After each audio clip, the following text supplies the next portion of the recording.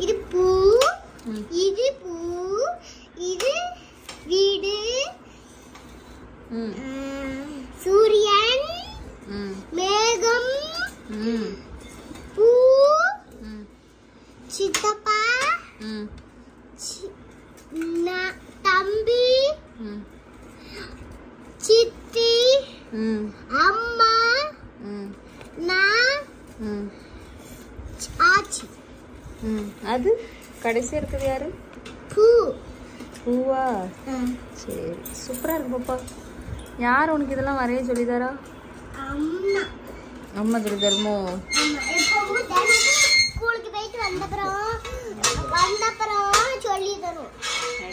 அப்படி வரையக்கூடாது, இப்படி இப்படி வரையணும்னு சொல்லி தரும். சூப்பரா எல்லாரும் வரைய தெரியும். சூப்பரா இருக்கு.